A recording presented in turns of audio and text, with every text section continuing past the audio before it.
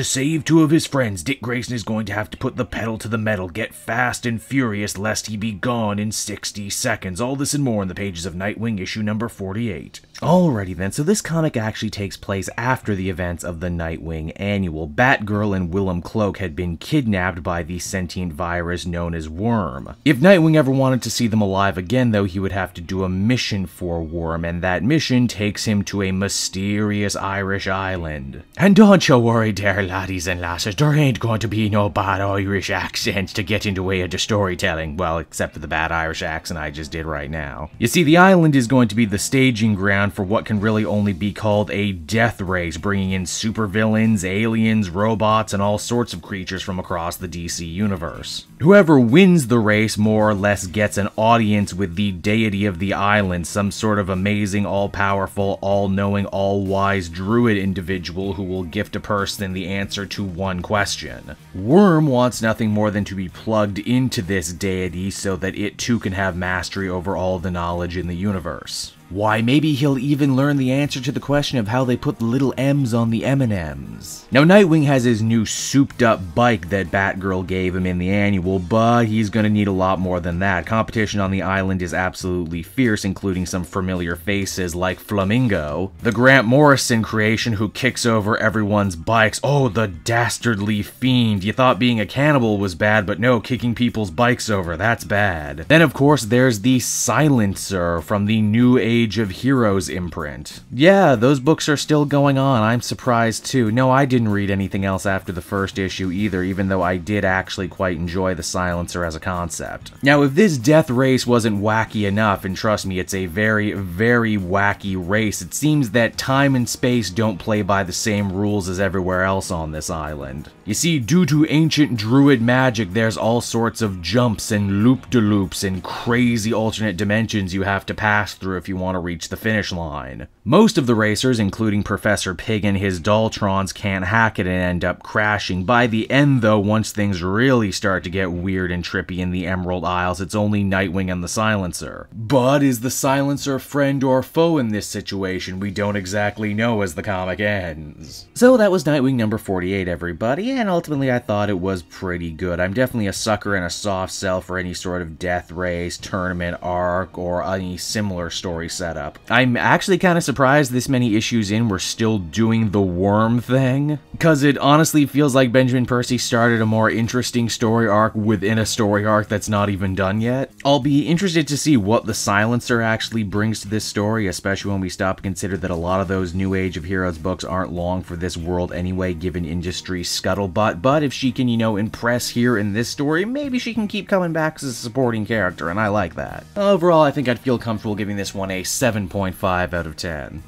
Hey there everyone, it's your old pal Cape Joel again. Thank you so much for watching to the end of the video. I hope you enjoyed it, and if you did, why not check out some of these other videos I have available from the channel. Then you can follow me on Twitter and Facebook at Cape Joel, so you're always up to speed on what I'm doing next. And hey, did you know, outside just making great weekly comic videos, I'm also on several comic book podcasts, some of which are very popular. There's the Weekly Pull, which the shirt I'm wearing right now.